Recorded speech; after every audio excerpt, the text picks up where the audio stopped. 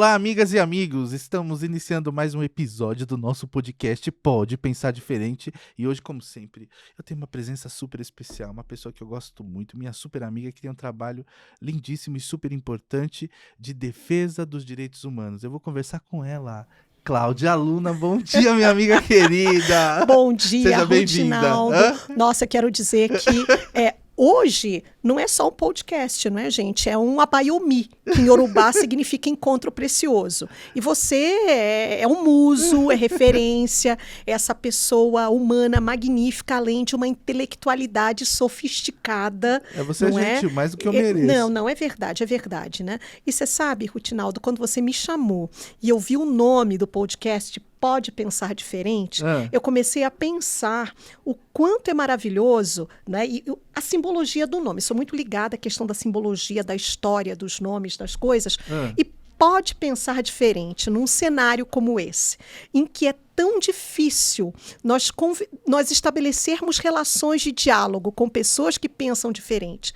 Porque se você pensa diferente, conversa com outra pessoa que pensa diferente, os acirramentos e as violências são tão grandes que a gente ter um podcast onde a gente pode pensar diferente, construir um diálogo a partir daqui é maravilhoso. Então, a essência do nome é tudo. Eu adorei o podcast. Quando eu vi o nome, então, do Pode Pensar Diferente, falei, gente, é meu número, né?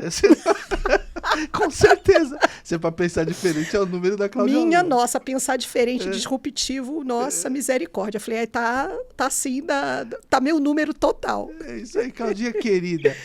Eu gostaria que você falasse um pouco aqui para os nossos ouvintes, para as pessoas que acompanham o nosso podcast, exatamente qual é o trabalho que você faz, né? Porque você é advogada, né? E dentro desse trabalho de advogada que você realiza, você se enveredou pela defesa dos direitos humanos.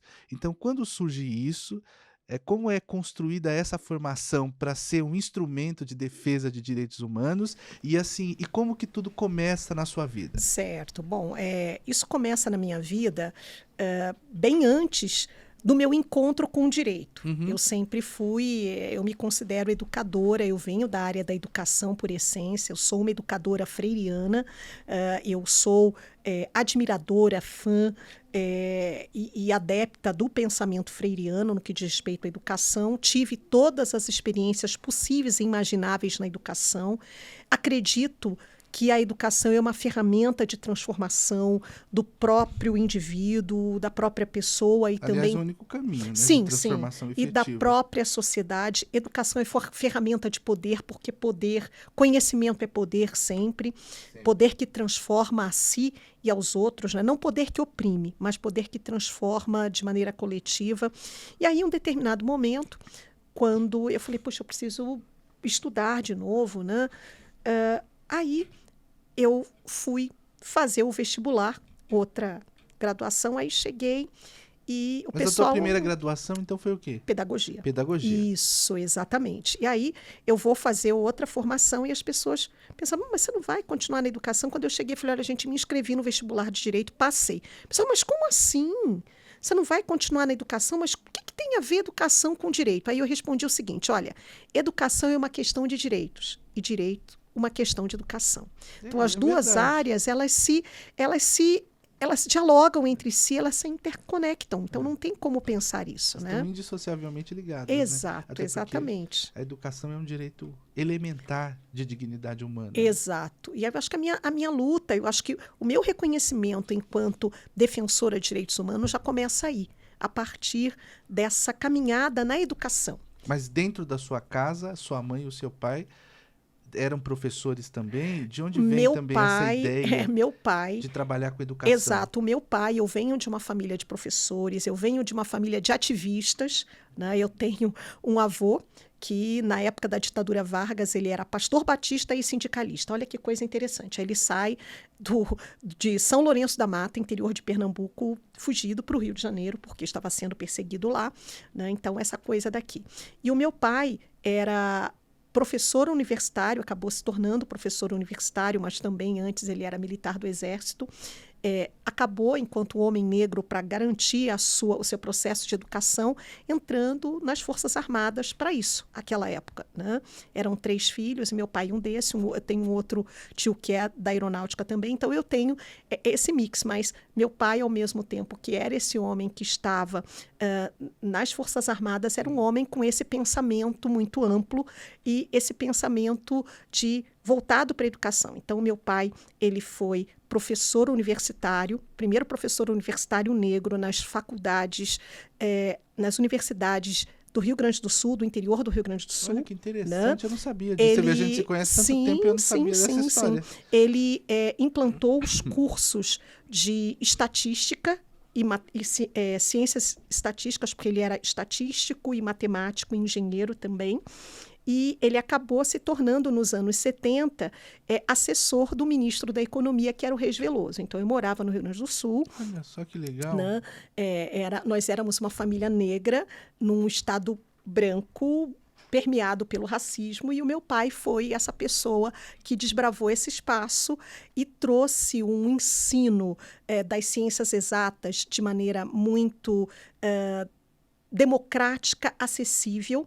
Então, as lembranças que eu tenho do meu pai são sempre com alunos da faculdade em casa, muitos alunos. Meu pai era sempre chamado para ser paraninfo, patrono de turma, né? Então, quando meu pai, com 38 anos, sai do Rio Grande do Sul, 35 ou 38, para o Rio de Janeiro para se tornar diretor na Universidade Federal do Rio de Janeiro, do Instituto de Matemática Pura e Aplicada, ele sofre um acidente, falece, né? E não consegue dar continuidade. Ele morreu afogado no dia 2 de fevereiro de 1973. Então, eu perdi meu pai com 5 anos, né? Então, as lembranças são muito nesse sentido, dessa pessoa que tinha esse carisma enorme, tinha essa coisa... Mas esse legado é muito significativo. É muito significativo, exato. E muito grande. É muito grande, exato. Então, vem daí, então, essa sua...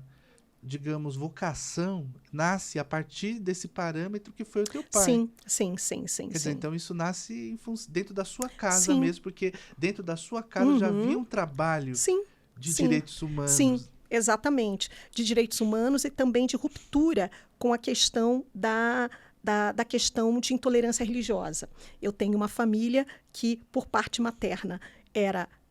de religião de matriz africana, e tenho, da parte materna, uma família que era evangélica batista, então, e amigos. Então, era muito interessante isso, porque eu brinco dizendo que aos domingos, às sextas, nós batíamos o tambor e aos domingos nós louvávamos ao Senhor. Então, é muito interessante isso. Na mais absoluta harmonia. Harmonia e respeito. Né? Então, a gente entende isso, tanto que é muito interessante. Né? Entre os atabaques e o púlpito, eu decidi ser budista. Então... Eu escolhi uma outra via. Você não veio para explicar nada. O que puder confundir, você confunde, né? Totalmente. Nada é muito lógico. Então, é muito interessante, né? Então, mas é muito interessante essa questão do diálogo interreligioso e da defesa dos direitos humanos, porque como isso... É isso que você falou, isso nasce no seio da minha família e é tudo muito harmônico, né? Tem aqueles casos de família normalmente, mas em relação ao respeito intransigente, mas às isso crenças, é uma belíssima né? herança que o teu pai te deixou. Com certeza. Não é verdade? Porque você já cresceu no ambiente, tendo como referência essa questão do respeito. Sim. Né? Essa questão, na verdade, de viver em harmonia, como a gente falou anteriormente. Sim. Então, quer dizer, para você, então, o que você diz hoje era aquilo que você já praticava dentro da sua casa, que era absolutamente normal. Exatamente. E, ao mesmo tempo, eu venho desse ambiente onde eu tenho homens que são desbravadores, mas esses homens têm mulheres eminentemente fortes e protagonistas que estão ali. Né? Então, não tem como ser diferente, não tem como ser uma mulher que não seja feminista, antirracista, defensora de direitos humanos no contexto familiar como o que eu vivi e ainda vivo hoje. E aí você se forma em Direito onde? Você entra lá no curso de Direito, qual faculdade? Na Universidade de Estácio de Sá. No Rio de Janeiro? No Rio de Janeiro, exato. Na cidade do Rio de Janeiro? Na cidade do Rio de Janeiro. Eu digo que eu sou carioca da gema do ovo da cascadura. Porque tem um bairro do Rio de Janeiro chamado Cascadura e eu nasci na fronteira entre a Portela e o Império Serrano. Meu Deus, samba, meu Deus! Total! Maravilhoso! Então, tem, uma carioca essência como eu. Então, e essa voz, né? Esse timbre de voz, esse sotaque delicioso. Então é tudo muito leve, meu amigo, é tudo muito leve. Então o pessoal pode ser zen. Eu falei, não sou zen, não, sou tranquila. É assim, é tudo muito tranquilo. Né? Então a gente sempre precisa ter essa tranquilidade, essa lucidez, sempre utilizar a sabedoria do rio, de contornar os obstáculos. Afinal de contas, eu sou uma mulher que vem das águas. Então, a gente precisa trazer essa filosofia, tanto a filosofia que sai dessa centralidade do judaico-cristão para essa filosofia a partir do afrocentramento junto com a questão da orientalidade para poder entender essa complexidade tão grande de determinados cenários. Você gostei do afrocentramento, que é o que você... Sim. É interessante, porque aí você, na verdade, dentro da... Você considera uma religião o budismo. Sim. Porque há quem diga que se trataria de filosofia. Mas nós estamos admitindo aqui como religião porque é o que você professa. Sim.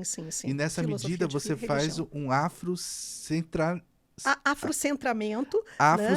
Que seria, na verdade, o quê? É você pensar também na perspectiva da sua origem, da sua ancestralidade. Tá. Eu não posso negar que eu sou uma mulher negra, que as minhas origens, elas são origens africanas, e aí sim eu entendo, eu não professo a religião de matriz africana, mas eu entendo e reconheço como filosofia, a partir da filosofia afroancestral, esses ensinos. Eu também estudo. Não é? Eu faço um estudo, as pessoas estudam os deuses da mitologia grega. Eu estudo o panteão de deuses e deusas da mitologia africana. Que é muito rica, inclusive. Muito rica, pensando em Hotep, civilização do Antigo Egito, né? Trazendo também os orixás africanos. Então, assim, a partir... Só para ver se eu entender, para ver se eu entendi, que eu achei isso muito interessante.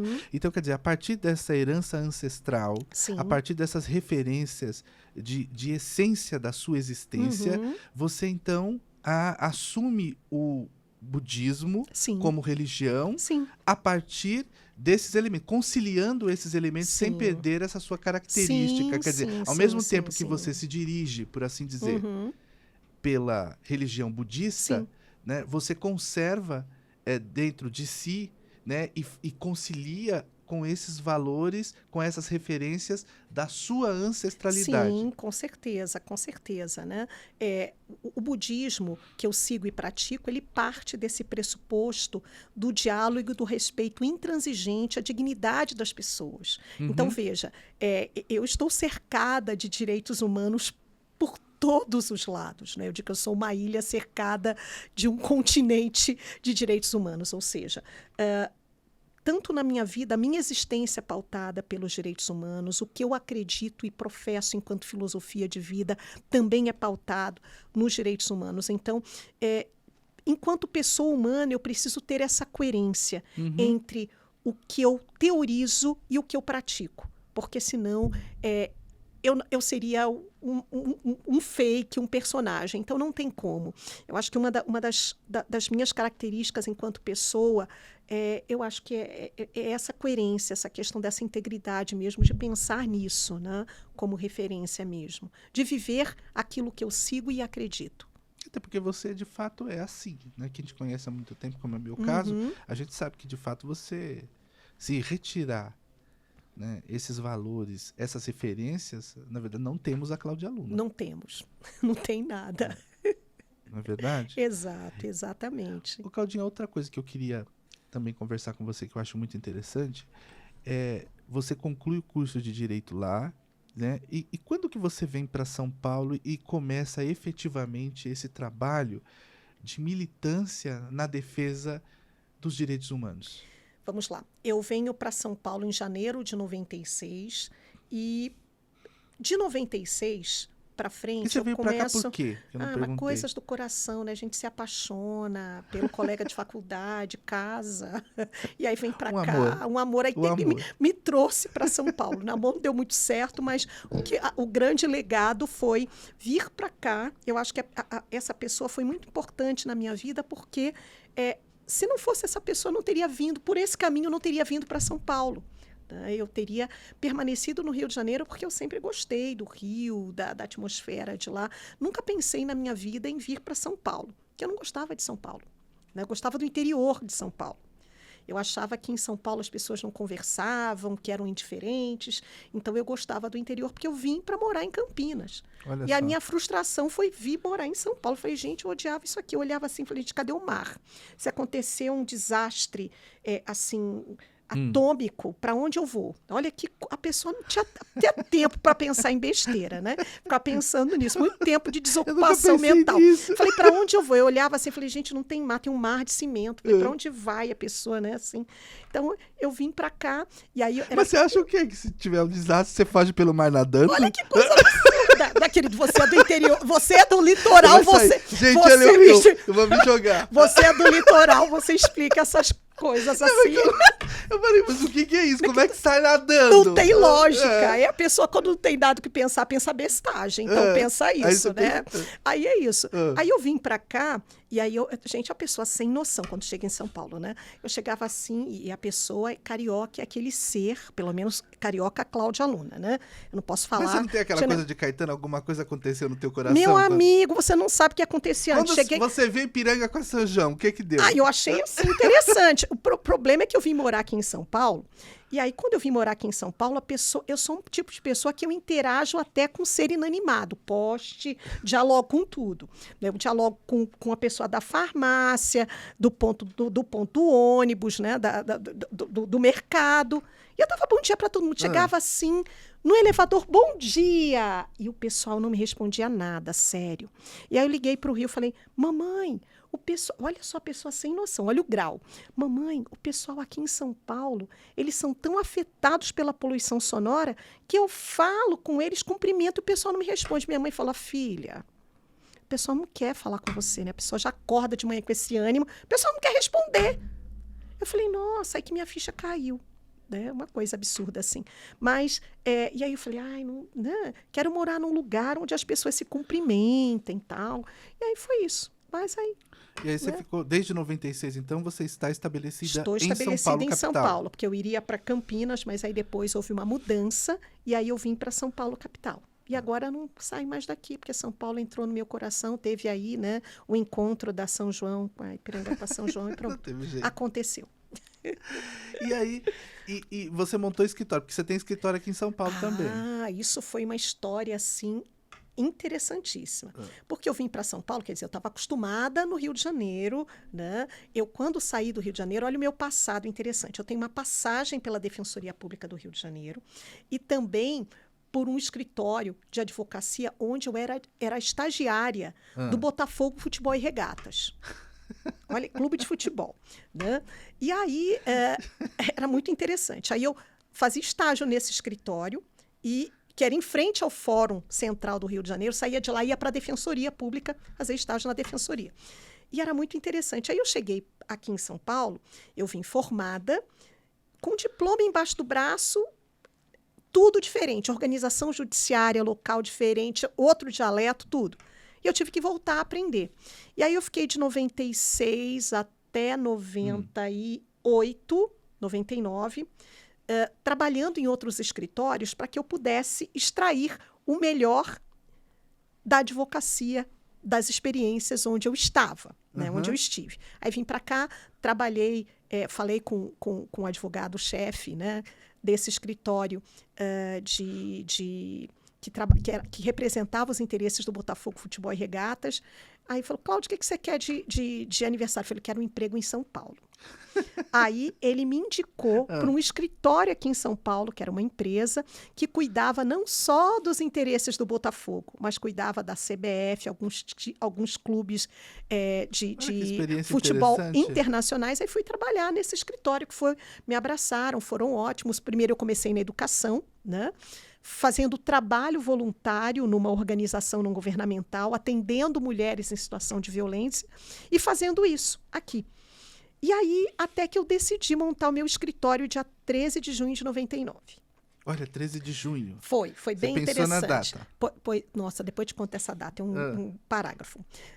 O que acontece? Quando eu montei meu escritório, Antes, eu ia atender as pessoas, eu tenho até hoje, eu ia onde o cliente estava. Quer dizer, eu morava aqui no centro, no Bom Retiro, eu ia lá para São Mateus, onde o cliente chamava, e eu ia com aquele celular tijolo e uma caixa da camisa, de uma loja de camisa famosa, embaixo do braço, com os arquivos, os documentos do cliente. Aí eu ia lá. Aí eu falei, gente, preciso montar um escritório. Aí montei, né? Foi muito interessante. Aí eu montei esse escritório, eu tive uma pessoa que era o proprietário do prédio, a 50 metros da minha casa, condomínio onde eu morava, no Bom Retiro. Falou, não, você pode montar, tal, tudo. E montei. E quando eu montei meu escritório, eram com pessoas que estavam nesses grupos de diversidade. Eu tinha uma mulher travesti, uma mulher imigrante vivendo com HIV/AIDS, um advogado com deficiência visual, alguns colegas que não conseguiam se formar na UAB, que tinham tentado 6, 7 vezes. Então, e uma sócia que era bem obesa. Então, eu tinha tudo o que ninguém queria reunido nesse escritório. E qual era a proposta? Que a gente atendesse as pessoas, que o escritório fosse um local de acolhimento e que a gente transmitisse ao cliente, falasse com o cliente uma linguagem didática, que o cliente entendesse o que era o processo. Então, veja o quanto a educação, o quanto o fato de ser educadora, de ser professora, me ajudou, porque eu trouxe a didática para o direito, numa perspectiva de respeito aos direitos humanos das pessoas, tanto da equipe como das pessoas que eu podia atender. É aí que começou Luna Advocacia. Começou assim. Olha, né? E hoje, na verdade, você já ocupou alguns cargos importantes, como você foi presidente da comissão estadual da mulher advogada aqui na UAB São Paulo. É a primeira mulher negra a ocupar esse espaço, né? Isso. E eu acompanhei o trabalho lá que vocês fizeram, né? Mas além do trabalho que você fez dentro da UAB, de que outras instituições você participa e qual é a sua função dentro dessas instituições, que eu sei que é mais que de uma? Eu participo estou ainda no Conselho de Notáveis do Instituto Latino-Americano de Direitos Humanos, no Conselho Científico do ITRAB, que é um instituto de pesquisa e relações e desenvolvimento para o desenvolvimento das relações trabalhistas. Estou na diretoria nacional, na Diretoria Nacional da Associação Brasileira de Mulheres de Carreira Jurídica, e atualmente também por essa associação estou ocupando a presidência do Comitê Antitráfico Humano da Federação Internacional de Mulheres de Carreira Jurídica. Também, estou em coletivos, né, na Rede Feminista de Juristas, no Coletivo Advogadas do Brasil, na Rede Cristã de Advocacia Popular. Olha que legal. Né? Então, são várias frentes de na Elas trabalho. por Elas, Vozes e Ações das Mulheres, que é essa organização que tem essa finalidade de formar mulheres para a política, mulheres para lideranças, que é vinculada à Vital Voices Global Partnership, que é essa rede internacional, enfim, movimento nacional contra o tráfico de pessoas, enfim, quase nada. É bem eclético. Você dorme, não? Durmo bem, que é uma beleza. É mesmo? E ainda estou na SGI, né? Que é essa organização, que aqui no Brasil é a BSGI, que trabalha com a questão dos jovens, não é? Com paz, cultura, educação, arte, que é muito interessante também. Agora, avançando especificamente em relação ao trabalho importante que você realiza na defesa dos direitos fundamentais femininos, o que você está avaliando? Porque recentemente a gente tem acompanhado pelos noticiários o que pode parecer um aumento da violência em relação, ou das violências em relação às mulheres. Eu penso que o que talvez esteja ocorrendo, não estou afirmando categoricamente, porque eu não tenho elementos para afirmar isso, mas me parece que está havendo um maior número de denúncias. Então, que as mulheres estão se encorajando a denunciar as violências de que reiteradamente são vítimas no Brasil. Então, o que você analisa em relação ao que nós estamos assistindo pela imprensa, e você acha que, considerando que nós temos a Lei Maria da Penha, que este ano completou, salvo engano, 16 anos, se houve uma melhora em relação à proteção das mulheres contra a violência doméstica também, que é uma dessas modalidades de violência de que as mulheres são vítimas. Então, o que você analisa neste cenário no Brasil de hoje? O que acontece nesse cenário em que as violências em relação às mulheres e às minorias historicamente silenciadas acabam por ser normatizadas e até naturalizadas e legitimadas, é óbvio que esse contexto traz um aumento aos números de incidências sobre as mulheres, né? De violências várias em relação às mulheres. E a gente também precisa considerar um outro cenário que foi a Covid-19. Então, nós tivemos uma pandemia pré-existente, que era da violência de gênero, dentre as quais a violência doméstica intrafamiliar, que encontrou uma outra pandemia, que foi uma pandemia sanitária, humanitária, que foi uma verdadeira crise, foi a da Covid-19. Então, nós já tínhamos um número de violências crescentes.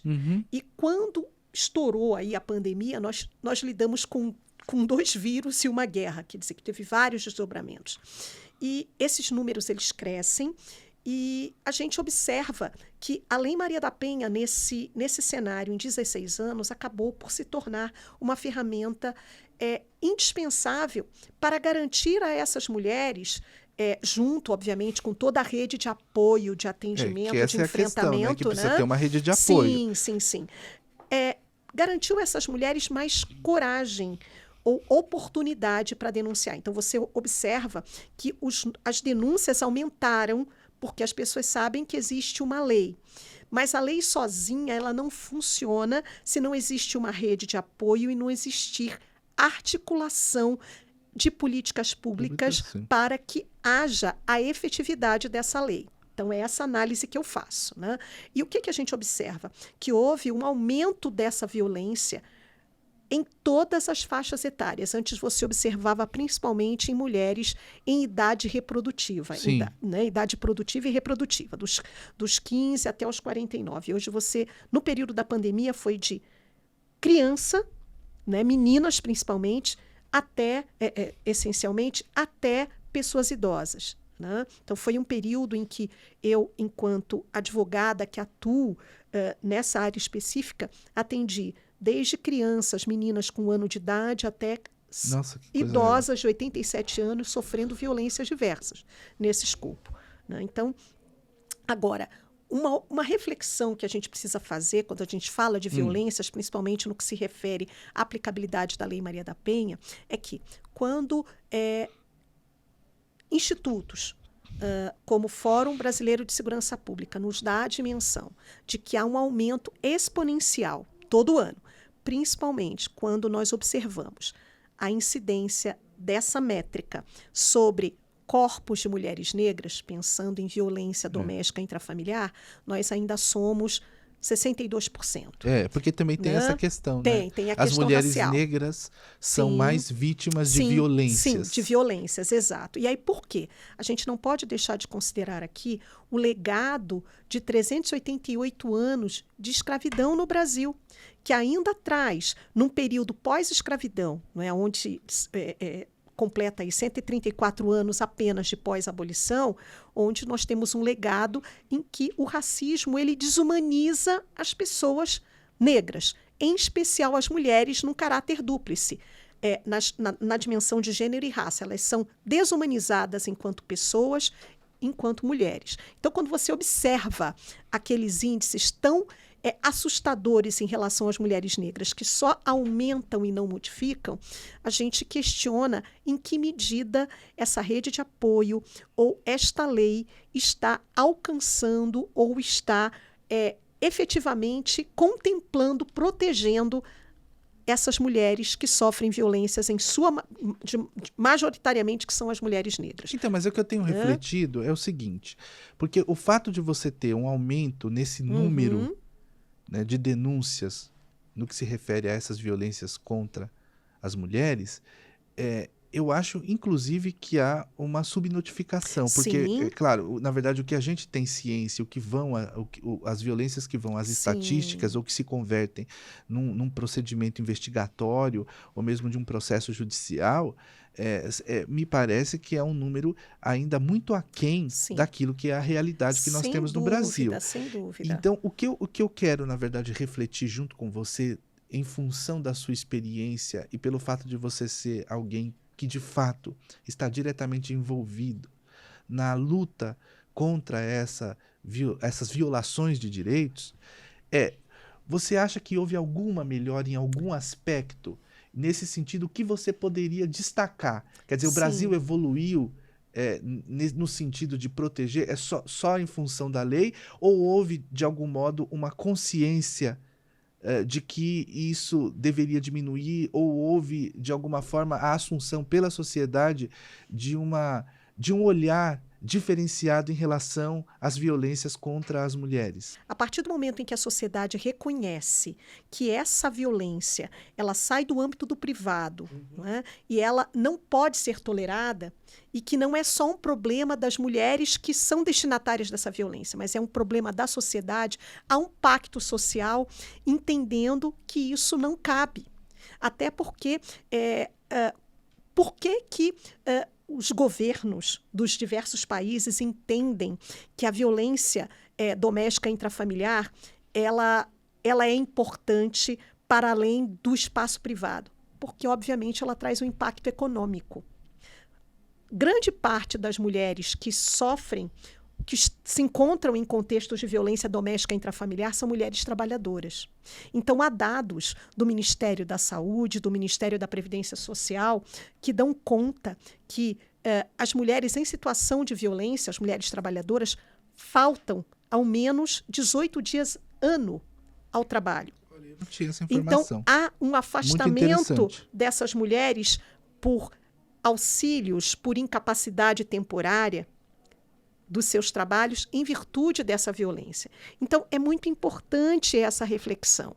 E aí, voltando um pouco, quando a gente fala dessa subnotificação ou dos números que refletem a incidência desses casos de violência em relação às mulheres negras, eu lembro um pouco da reflexão que traz a escritora e ativista afro-portuguesa a Grada Quilomba, quando ela esteve aqui no Brasil, num diálogo que ela teve aqui no Centro Cultural Vergueiro, ela trouxe um pequeno silogismo que é muito profundo. Ela diz assim, que quando uma mulher negra se apresenta, ela diz, eu sou uma mulher negra. Quando uma mulher se apresenta, ela diz, eu sou uma mulher. E quando um homem se apresenta, ele diz, eu sou uma pessoa. Nota o quanto isso é profundo? Isso significa dizer que, contextualizando essa reflexão de Grada Quilomba aos dados estatísticos referentes a mulheres negras em contexto de violências, significa que mulheres negras ainda estão lutando em pleno século XXI para ter reconhecido o seu direito à humanidade, ou seja, elas não são reconhecidas nas suas humanidades. Então, elas continuam sendo dados estatísticos. Enquanto não houver uma mudança de mentalidade entendendo o quanto o racismo ele é prejudicial a toda a sociedade e ele incide de maneira muito mais perversa em relação a todos os corpos, principalmente em relação aos corpos de mulheres negras, as mulheres negras vão continuar sendo destituídas da sua humanidade. Então, mas Claudinha, como que a gente avança? Assim, parece clichê o que eu vou dizer, mas é evidente que é a educação. Sem dúvida, sem dúvida. Esse é um caminho definitivo de mudança. Sim. E efetivo de mudança. Sim. O que eu coloco nós chegaremos num patamar dentro de uma condição de país civilizado nesse aspecto, quando? Qual é o caminho? Quer dizer, as políticas públicas que nós temos hoje, de proteção dessas mulheres, ou mesmo as políticas que têm sido implantadas no sentido de estabelecer essa igualdade racial, de fato elas se mostram, pelo menos até aqui, eficientes, assim, se não melhorou tanto, onde está o problema? O que a gente precisaria avançar? Porque sempre eu fico na dúvida, porque a gente ouve, de fato você fala dessa questão da escravidão, né, do legado, enfim, que a escravidão deixou nesse sentido, aliás, nem utilizaria essa palavra. É na verdade, o problema social gerado a partir da escravidão, que deixou marcas profundas na sociedade brasileira. Que é o tal do racismo estrutural. Exatamente, E até porque na própria legislação a gente tem, né, essa questão muito, muito presente, que muitas vezes não percebida até. Sim. O que eu estou querendo discutir com você e te perguntar é o que você pensa, quer dizer, por que a gente não evoluiu tanto, ou a gente evoluiu tanto? Ou em que medida as políticas públicas que nós temos hoje no Brasil têm sido eficientes e eficazes nesta luta de defesa das mulheres contra as violências e, nesse aspecto também, contra o preconceito racial? Ok.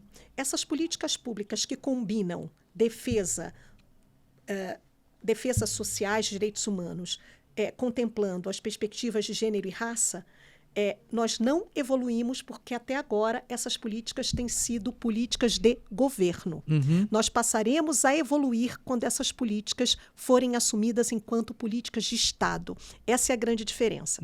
Então, elas têm sido vinculadas, infelizmente, ainda que elas existam sob a forma de lei, sob a forma de instrumentos de direitos humanos internacionais incorporados pelo Estado brasileiro, elas estão muito vinculadas à vontade política de quem assume a cadeira de gestor, tanto na esfera federal, no executivo federal, estadual ou municipal.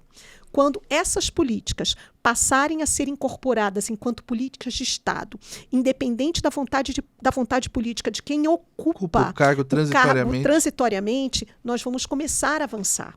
E a sociedade ela precisa se apropriar disso, mas se apropriar disso numa dimensão crítica, reflexiva, para entender também o quanto nós temos um papel preponderante nessa transformação.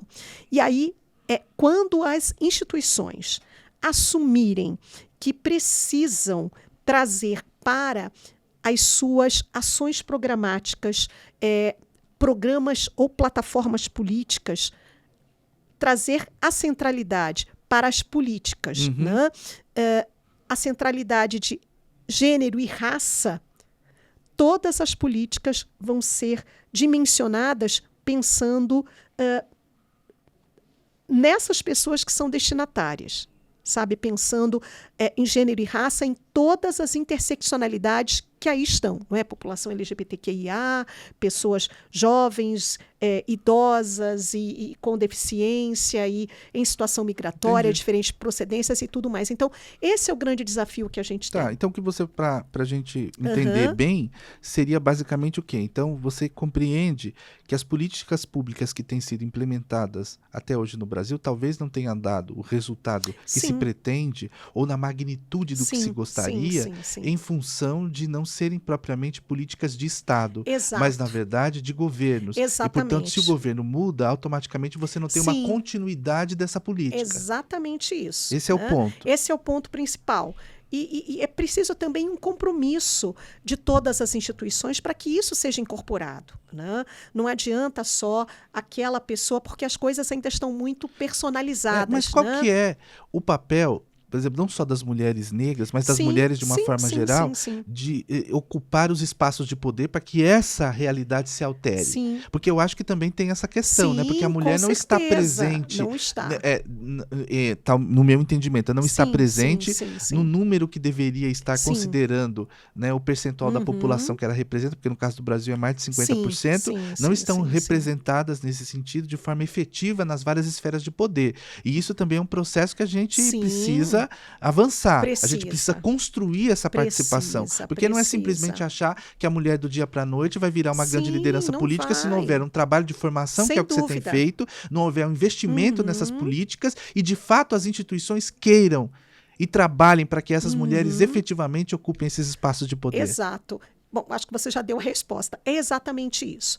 E, ao mesmo tempo, essas minorias, que na verdade são maiorias historicamente silenciadas, que estão excluídas desses espaços, eles precisam ocupar esses espaços para que a gente tenha como trabalho, né, voltado para os destinatários dessas políticas, os munícipes, cidadãos e cidadãs, o resultado disso. Então, não adianta você que a pessoa que ocupa esse cargo, esse espaço de poder político, que ainda está muito voltado ao pacto da cis-heteronormatividade, ao homem branco de elite, rico e de meia-idade, continuar fazendo política pública para quem é diverso, porque ele não vai ter o olhar. Esse olhar multidimensional, esse olhar transdisciplinar. Então, a gente precisa que essas pessoas, obviamente que devidamente qualificadas, essas pessoas que tenham essa vivência, ocupem esses espaços de poder para que essa sociedade seja espelhada, possa se reconhecer, possa haver a representatividade do que está aí no escopo demográfico da sociedade, para que a gente tenha essas políticas de volta. Cadê as pessoas indígenas? A gente tem agora, mas são poucas as lideranças nos espaços de poder. Cadê essas pessoas LGBTQIA+, obviamente que nós tivemos nessas eleições municipais o aumento de pessoas dos contextos LGBTQIA+, nesses espaços, e isso traz transformações também de mulheres, né? E aí agora eu quero devolver a pergunta, né? Você que é um parlamentar no seu município, que está aí nesse contexto de representar, por vezes, essas minorias ou maiorias historicamente silenciadas, como é que é para você ocupar esse espaço? Agora eu sou a pessoa que vai entrevistar, como é que a pessoa se apropria do negócio? Mas tudo bem, vamos lá. Não, mas eu tenho refletido muito sobre isso. Você sabe que os espaços, pelo menos no meu caso, eu tenho feito muito isso. As sessões solenes, começa por aí, né? Muito frequentemente, Dia da Mulher, que é um dia em que, de uma forma geral, você tem algumas celebrações, né? Eu tenho dito sistematicamente que não se trata de Dia das Mães. E que é um dia de engajamento político para a defesa dos direitos fundamentais femininos. Sim. Então, eu acho que essa palavra começa por aí. Então, a gente que tem, você está falando no meu caso especificamente, essa função de falar, né, e a gente tem que conversar sobre isso, inclusive porque quando a gente chama atenção, considerando que o parlamento, de uma forma geral, é um espaço muito qualificado e de grande ressonância, é fundamental que a gente assuma isso como pauta, compromisso de transformação da sociedade para melhor. Exato. Porque a partir do momento que você fala ou você apresenta a mulher dentro desses espaços de poder, né, e que você trabalha também, porque dentro das esferas dos partidos, que eu acho que é uma questão que antecede, a gente tem de fato de fazer um investimento para que essas mulheres possam atingir esse espaço de poder. Porque uma coisa também, aproveitando que eu tenho discutido, é isso, quer dizer, não basta ter uma cota para mulheres de candidatura. Nós precisamos ter cota para mulheres de ocupação de espaços de poder, efetivamente. Porque senão, como que a gente vai transformar? Quanto tempo vai demorar isso? Exato. Então, eu acho que a realidade teria que mudar nessa perspectiva de formação de liderança. Né? Por que a mulher precisa receber essa formação? Porque há uma dificuldade também muito grande já dentro de casa. Exato. Porque, assim, no Brasil a gente vê muito isso, né? Sociologicamente, no Brasil a gente identifica que as mulheres têm a responsabilidade, mesmo aquelas que trabalham fora, né? De trabalhar em casa, de cuidar dos filhos, os múltiplos papéis. Então, dentro disso, ainda mais a política, como que isso acontece? Exato. Entendeu? Então, eu acho que é uma reflexão importante que a gente tem que fazer e sempre chamar atenção para essa necessidade, não como uma defesa de participação de um grupo silenciado. Sim. Mas, na verdade, como a necessidade que um espaço tem, político, um espaço político tem, de ser necessariamente democrático, com outras visões de mundo, contribuindo a mulher com a sua sensibilidade, com a sua maneira de chegar às coisas, e ao mesmo tempo com a sua visão de política pública que merece ser implementada. Então, quer dizer, eu acho que é um conjunto de coisas. Mas a gente tem, por exemplo, estou falando, no meu caso, eu tenho muita preocupação porque as minhas referências de formação são mulheres. Isso faz diferença? Faz muita diferença, inclusive desde quando eu comecei a minha atividade política, eu sempre tive um cuidado em relação à questão feminina, sempre tive muita facilidade de compreender o universo feminino. Justamente tanto que eu visito as unidades que são especificamente... A primeira unidade de saúde que eu visitei, tão logo eleito, foi justamente uma unidade que tratava especificamente de saúde da mulher. Mas por que eu fui? Mas eu não pensei nisso naquele momento. É que para mim era muito automático, porque eu sabia das dificuldades e das necessidades específicas de saúde das mulheres. Então, e aquilo sempre me chamou a atenção, porque é uma realidade que eu identificava dentro da minha casa, né? Porque, na verdade, eu sempre tive a minha base de formação, a minha referência, as minhas referências são mulheres. E esse olhar feminino também, eu acho que ele contribui muito, né? Muito mesmo, para humanizar a política. Eu não estou dizendo que o homem desumaniza, não estou falando não, isso. Eu entendo. Mas eu acho que a mulher tem, com essa maneira de enxergar as coisas, uma contribuição muito valiosa para o aprimoramento do nosso pensamento político, sobretudo em relação a políticas sociais. Exato. Você está falando sobre perspectiva de gênero na atuação política, exatamente. Que é o que você faz. Né? É isso. Então, quando a gente fala desse papel. Você não precisa ser uma mulher para entender ou compreender essas demandas específicas de mulher, mas você precisa ter essa construção social, esse olhar para entender essas demandas específicas. Quando a gente fala sobre perspectiva de gênero ou uma atuação com a perspectiva de gênero, é isso que você já faz. De reconhecer essas demandas específicas, ainda que seu lugar seja um lugar ocupado, não é? Enquanto homem. Sim. Você tem, porque, veja, quando a gente fala dessa perspectiva de gênero, por vezes você tem mulheres que não atuam com essa perspectiva de gênero, que não vão ter isso que você tem. Então, um outro questionamento que nós fazemos. Será que basta nós elegermos mulheres para que ocupem esses espaços de poder só porque são mulheres? Ainda que elas vão, nesses espaços de poder político, reproduzir opressões em relação a outras ou a outros também. Então, mas é aquilo que você disse. É necessário ter uma formação e gente comprometida com a pauta. Exato, exatamente. Porque se a pessoa não tiver efetivamente esse compromisso, como você disse, o que vai acontecer? Na verdade, vai reproduzir, né? O oprimido reproduzirá o quê? O modelo do opressor. Exatamente. Porque o que acontece também eu acho que vai para além do comprometimento com a pauta. Você tem pessoas maravilhosas que são comprometidas com a pauta, mas que não têm essa qualificação, não têm esse olhar, não têm essa perspectiva de gênero. E ainda que tenham boas intenções, não têm essa formação anterior, essa qualificação, porque precisa. Sabe? Eu também queria aproveitar isso, quando você me pergunta, Cláudia, que eu queria deixar uma coisa também muito clara aqui, aproveitando o gancho da nossa conversa, isso eu digo com uma sinceridade absoluta. Também não estou dizendo aqui, e não quero que fique essa imagem, de que a mulher ingressaria na política, ocuparia os espaços de poder no sentido de viabilizar políticas de cuidar exclusivamente. Não é isso. O que eu estou dizendo é que a mulher deve estar, porque essa maneira de enxergar as coisas contribui em muito para o debate público. E eu acho, por exemplo, que as mulheres podem ocupar todos os espaços. Elas podem ser secretárias de administração, de cuidar de finanças, excelentes executivas. Não é? Então eu acho que, na verdade, porque a gente está muito associado, às vezes, com a ideia de que a mulher tem que cuidar. Então, ou tá, né, em secretarias que geralmente se relacionam a isso. E a mulher, ela tem um papel, claro, ela tem condição de desenvolver qualquer tipo de papel, porque tem competência para. Então, nós temos que entender isso. Né? Então, a mulher pode cuidar de finanças? Pode. Ela, inclusive, é muito eficiente, a gente sabe. Sem dúvida. Né? Dentro da minha casa, por exemplo, as finanças das mulheres controlavam, que era uma maravilha e sempre foi um grande sucesso. E essa educação financeira eu recebi da minha avó. Sim, olha só que desde sempre. Então, eu acho que é uma coisa que a gente precisa compreender. Né? Que a mulher, ela contribui de forma absolutamente plena, né?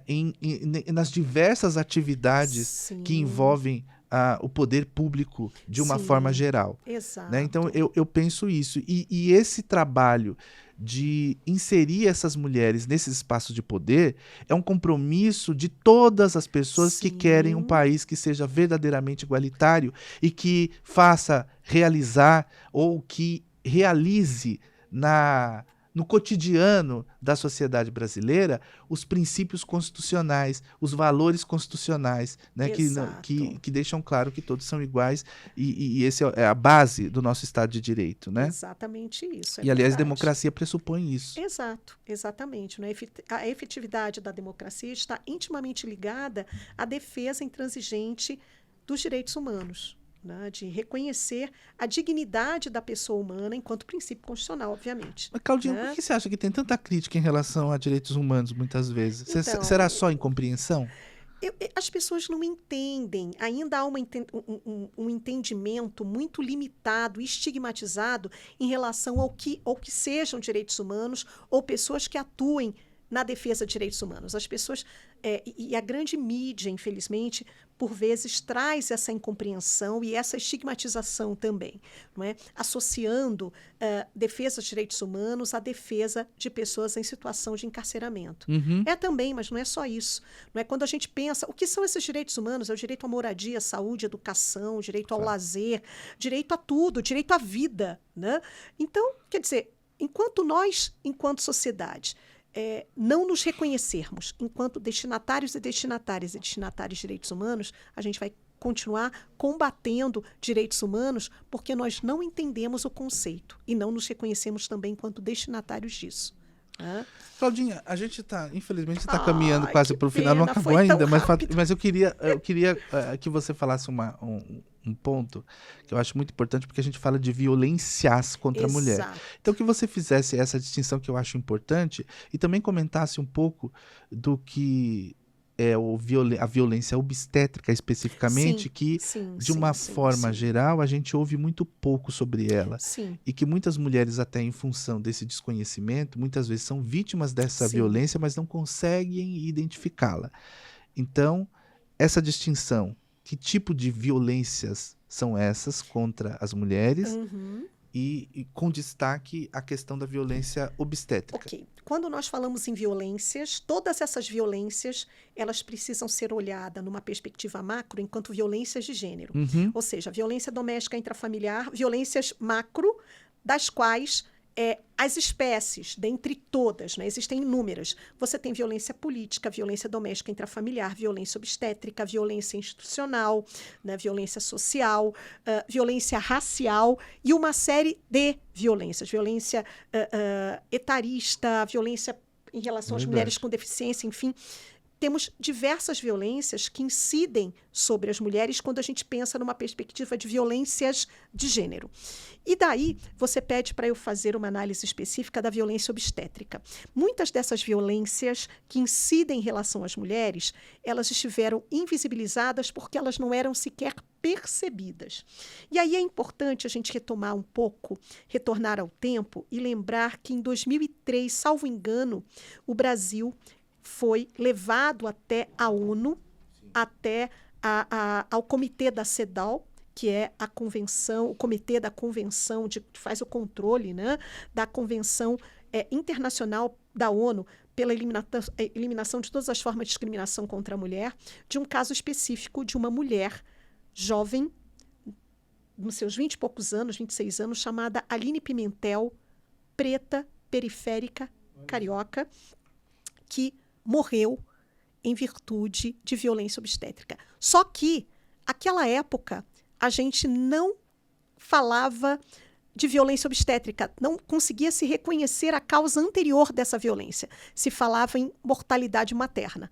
Tanto que os objetivos do milênio, dentre eles, né, antes dos ODS estabelecidos pela ONU, um deles era a erradicação da violência, da mortalidade materno-infantil aqui no nosso país, porque os índices eram simplesmente alarmantes e assustadores, né? Só que isso aconteceu em 2003. A gente olhava o efeito, que era a mortalidade materna, né? A Aline faleceu em virtude de um parto, né?